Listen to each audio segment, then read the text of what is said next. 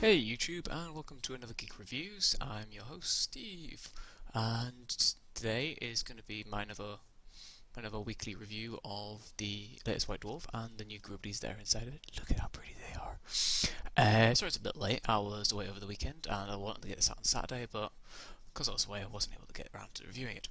But if you have been watching if you have been reading the rumours and you're already excited about it, and when this was actually released, you're probably over the moon, like I am. Like I've already ordered two.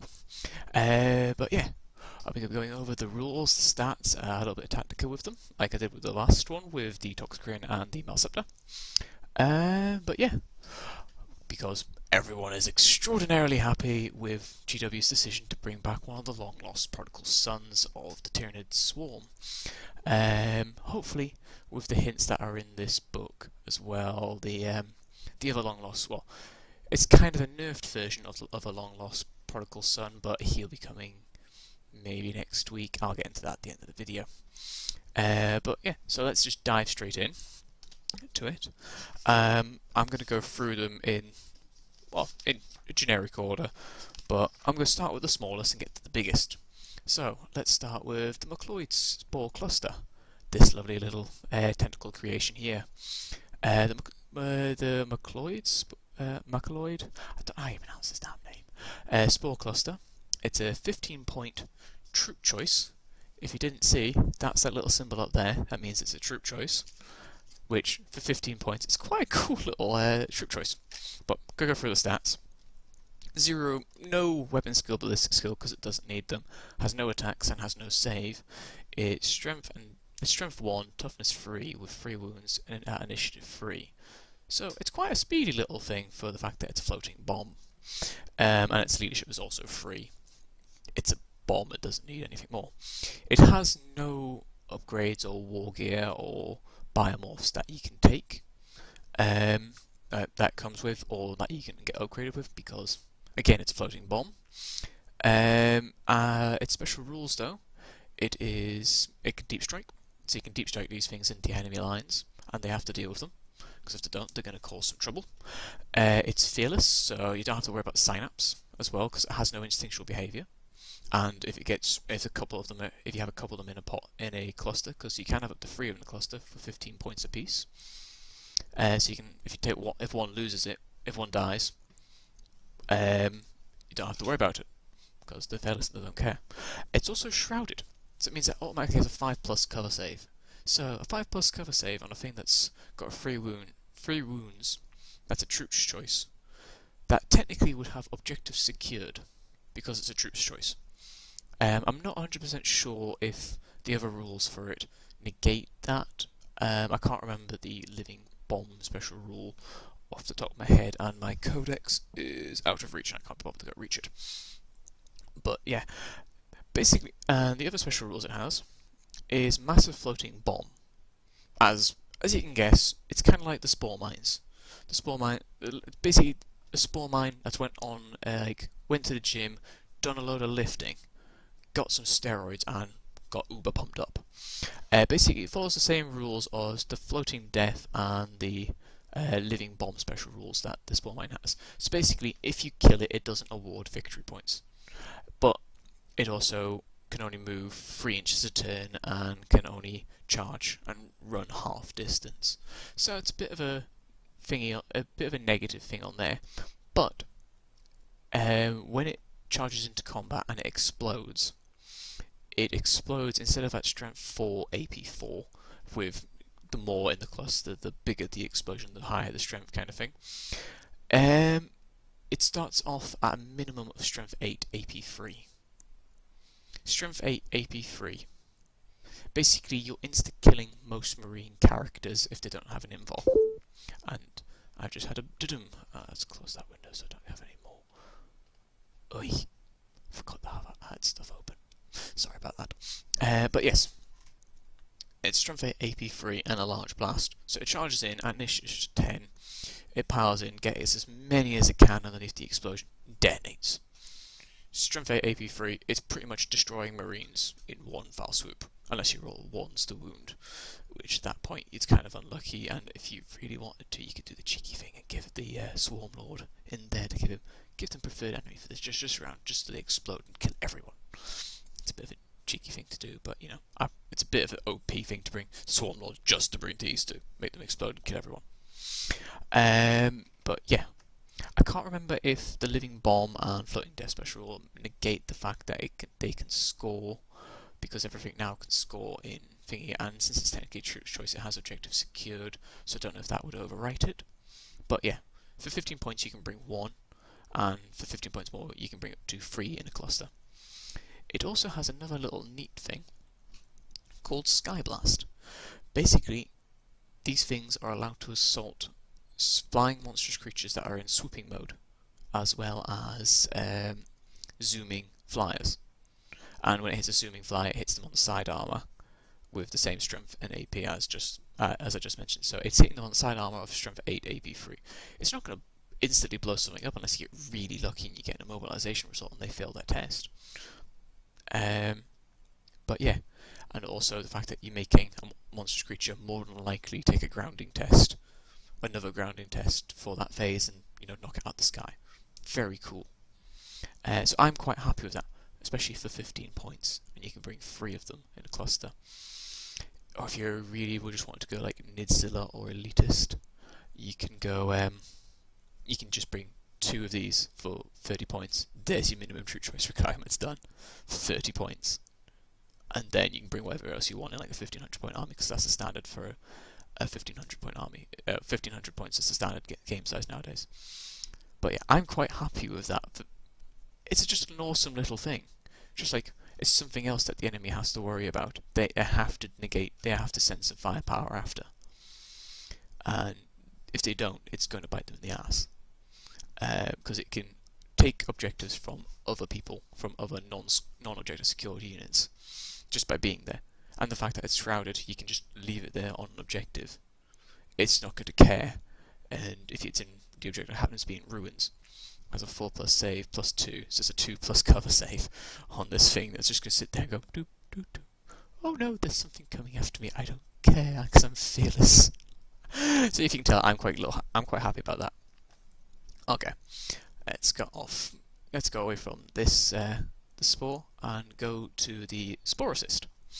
Basically, a little Tyranid fortification, but with a little bit of a twist. So the Sporocyst, if you haven't already seen a White Dwarf, it's right here, is a heavy support choice for 75 points. 75 points, it's not that bad as well. So let's go through the stats. Weapon skill, ballistic skill 2. Strength and toughness 5 with 6 wounds. At initiative 3 with 3 attacks. And leadership 8 with 4+ armor save. 4+ armor save, it's kind of technically a fortification structure kind of thing, but it's going to get gunned down, but it's kind of there to absorb firepower because it's quite an annoyance.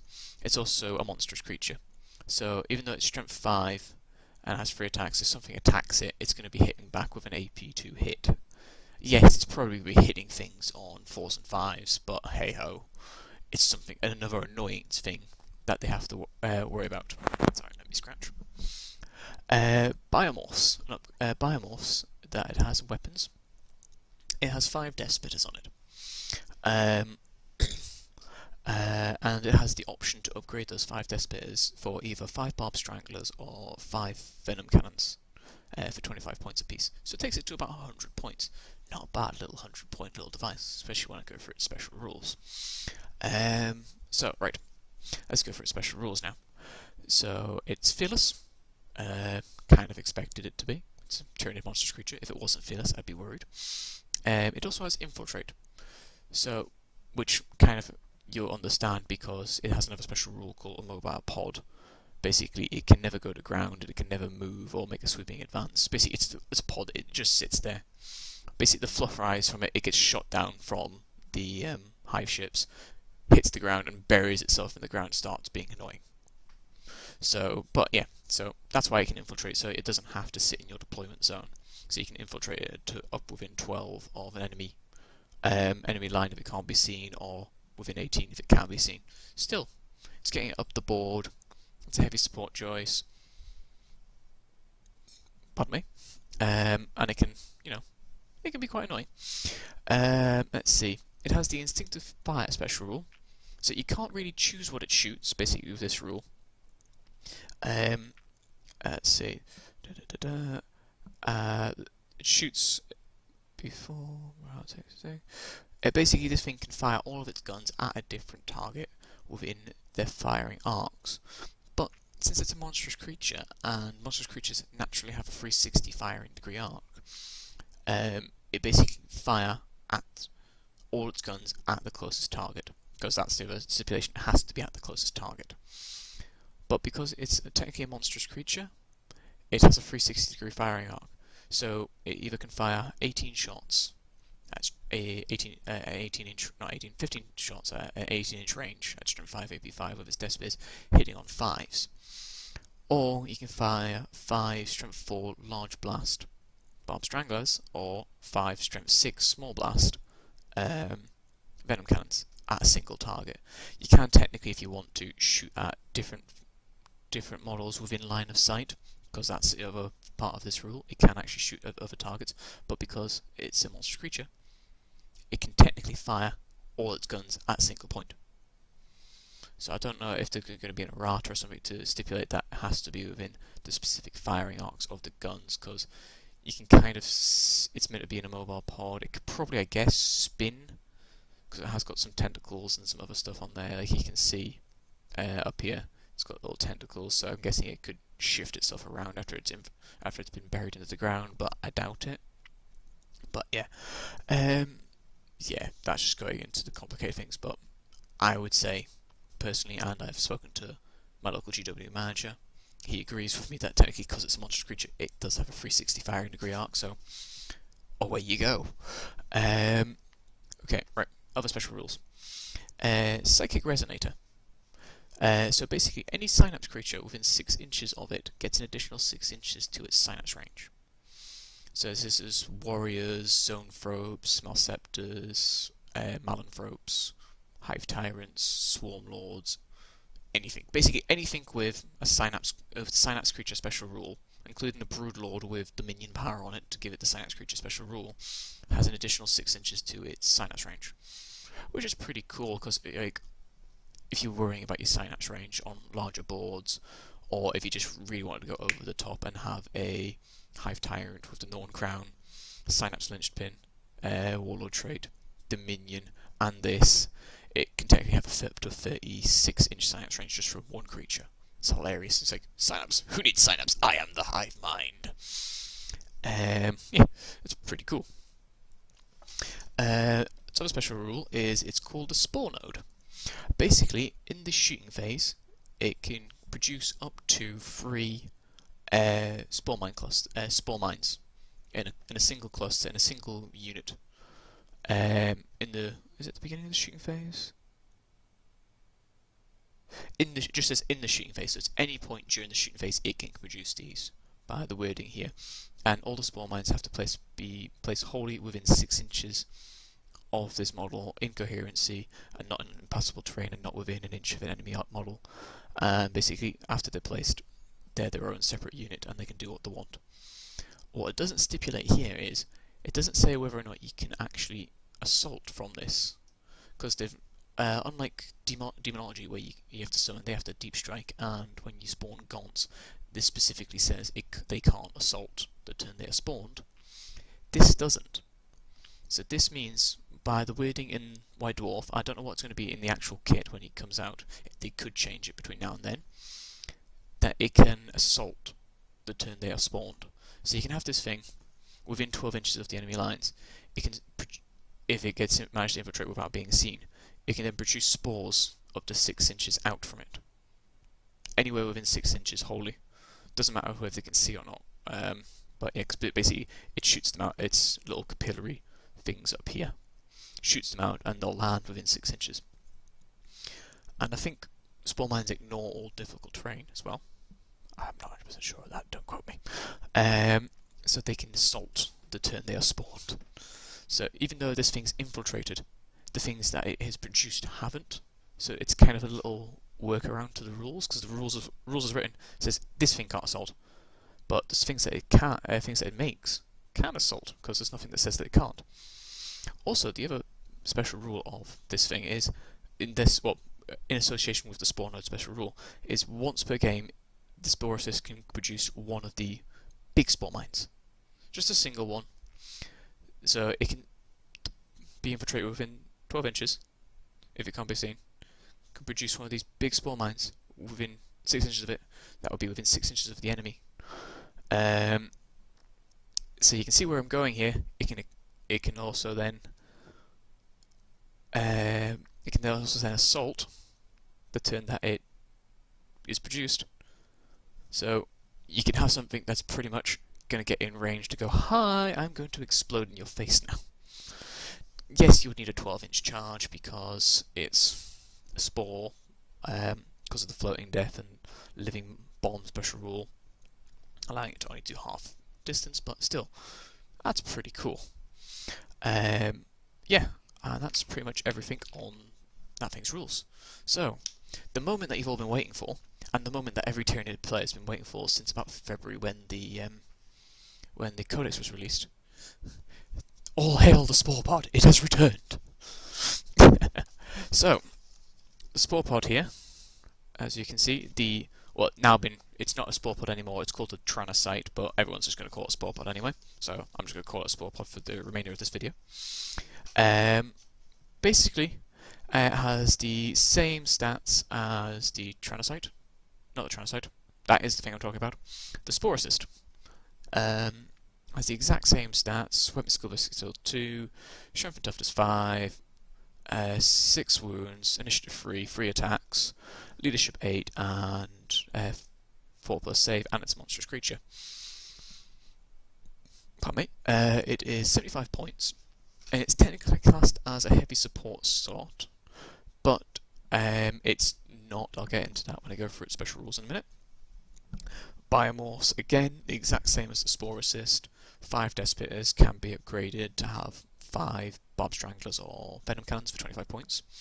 This is all of them being upgraded, not just one of them. That would be a bit overpriced, but yeah, all of them for 25 points to upgrade all. It has Deep Strike. You would have guessed it had Deep Strike because it's a Spore Pod, it's going to come in from reserve. Fearless and Instinctual Fire, like the thingy, like the Sporocyst, which kind of makes more sense that now when you say that they can all fire, all the guns can fire at a particular target, you can kind of guess that because you'd think of it sitting there going boop, boop, boop, boop, boop, boop, firing its guns as it's spinning. But the great upgrade that they've given this thing since the 5th edition, since they removed it, is it has a drifting death special rule. Basically, it can't run and it can't charge. It may not consolidate and it may not make sweeping advances. But what that means is it technically can move because it doesn't have the immobile pod. So it's unlike its brother from 5th edition. It can actually move. So you know it can move and it can bob around being a support unit, which is awesome. Because if you can bring it in for 100 points with, say, while they upgraded to one of the other cannons, it can sit there and give some firing support to whatever you bring in. I'll go through what it can bring in a second, but yeah, it's going to be quite good. So, right, going on for the rules. Transport Spore. Basically, the Tyrannocyte doesn't take up a support slot, a force organisation slot. So it's technically classed as a heavy support, but it doesn't take up a heavy support slot. I would have preferred it to be a dedicated transport option, but we can't complain, we'll have our spore pods back. I think it'd be a bit overpowered if you can bring it in for, say, some Ripper Swarms and say, look, it's got objective secured. And it can carry a single unit from the Tyranid faction and has a transport capacity of 20 or for 20 models, or can carry a single monstrous creature and counts as 20 models in its transport capacity. The declared unit has to be shown on your army list / told to your opponent beforehand, so you can't just say, yeah, I've got this guy here who's in reserve, and I have these units here, and depending on how your battle goes, you go, oh yeah, he was in the pod honest, so you've got to kind of tell. It's basically, to be fair, it's kind of like the drop pod special rule. And the Tyrannocyte has to enter the game via Deep Strike reserves, but it's not like the Space Marine 1 where it comes in first turn, it has to come in turn 2. Bit annoying, but hey ho, what are you going to say? We got a Spore pod back. It's going to be my catchphrase for this saying. For this instance. Basically, it always enters from Deep Strike, but if it scatters on top of terrain, enemy models or friendly models, it basically reduces its scatter distance to not land on it. So basically, it has the inertial damage special rule from the drop pod, which is pretty cool. Because you think about it, you're having this thing that's dropping in you don't want to do and then die, because it's going to kind of see and be able to fly down, because it's designed to hit a planet, and you're not going to think, oh, I'm going to hit here and then die. It's going to actually try and get down and survive and get through the flak. Basically, once it's deep struck in, the unit that's carrying has to disembark and has to be placed wholly within 6 inches of the Tyrannocyte, not within an inch of enemy models or within impassable terrain. Any models that can't be placed or removed as a casualty, and they cannot move or charge the same turn that they disembark from the Tyrannocyte, but they can run and shoot. But nothing can actually get back inside the Tyrannocyte, so you can't just like say, yeah, I'm going to get them out, then put them back in, and then have it carry bob across the battlefield, taking the hits for it, and then spew them out here. Can't do that. Wouldn't have expected that, to be honest, because it's meant to hit the planet and go, brr, surprise! But, which is a pretty cool thing. So you can have this thing with Barb Stranglers, laying down covering fire, trying to pin enemy units.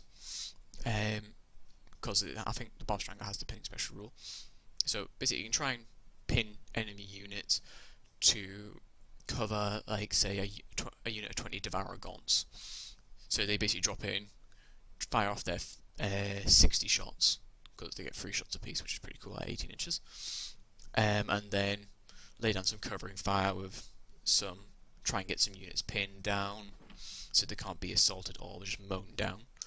Or, say if you drop a monstrous creature in there with it, it lays down covering fire just for the turn while it has to go, I can't do anything this turn, so I'm going to sit here and just take some hits. Not that great, but if you give it the Barb Stranglers or the Venom Cannons, it's going to lay down some heavy fire to try and protect you, and if you need to, you just basically deploy it behind it, so technically it would give it a cover save. So yeah, so basically the new Toxicroon behind that getting shot at would have a free up cover save, being protected, and people are probably going to be scared of the new Toxicroon because it's quite new and scary. Right, so that's the reviews of it. So overall, I am ecstatically happy. Let's get rid of this picture now. I am ecstatically happy with the new products from GW. I am very happy that they finally released them. I'm annoyed that it kind of feels like we're getting the second half of our codex now, and we've had to wait half a year for it, and we'll have to wait half a year for this new codex to be released. On that note of codexes, while reading through here, when I'm going back to the Sporocyst a second, on the Spore node, it says once per game it can produce a single Mucolid Spore. See page 52. There is no page 52 in the Tyranid Codex that states this. Is this a hint at what's to come? Are we going to get a new codex? Or is this a thing saying that digital edition's getting an upgrade? So if that's the case, then why aren't they saying, oh, if you've bought one of these codex, the hardback codex, trade it in, we'll trade it in, we'll give you, say, like a 80% discount off the thing, give it to us for like a 5 or a 10 or something like that, because yeah. Or does this indicate that we're going to get a new codex or a new codex supplement? There's been a lot of rumours about saying that we are going to get a codex supplement called Forces of Leviathan. I don't really know the 100% story of that, so I'm not going to go into that properly. Also, the other rumours that I hinted at the beginning, the other protocol son of the Doom of Valentine that got removed that everyone loved. The rumours are we are getting a new character zoanthrope, not the Doom of Valentine, called the Neuronthrope. I don't know the rules for it. I've only heard the stories that are going around the internet, but yeah, I'm hopeful that well, I'm pretty sure they're true because I've seen the leaked screenshots and stuff like that. I'm sure everyone has who's watching this. But yeah, I'm hoping it's gonna be cool. It's got some decent rules. Also, nice little thing to tag on here. I did give in, and I did get the Tyranid dice. So see if you can get the focus. That's best thing to get. I bought a pack of these because it's Tyranid dice for a tenner. Bit overpriced, but they are quite nice. They're quite nice weight, and they roll quite nicely as well. So hopefully get those in battle soon. But yeah, like and subscribe and comment if you think I've got anything wrong. Comment if you think I've got anything wrong or of your own views of the rules. Like and subscribe if you like this video. There'll be more.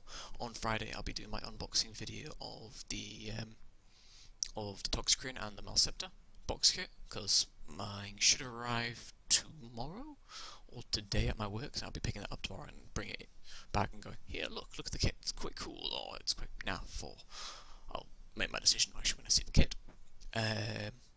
But yeah, that'll be coming out on Friday, I hope. Maybe Thursday, because I'm going to try and get the next issue of White Dwarf on Saturday and get their next video done for then as well. That'll be coming out Saturday because I'm going to be going away again. I won't be able to do the pod unboxing till probably about mid next week. I'll also be having my generic loot crate and Geek box that'll be coming up. That'll be coming up in the next week or so as well. Also, comment if you find anything else that you want me to review, and I'll see if I can get around to reviewing it. Right, hope you've enjoyed. Like and subscribe. See you in the future.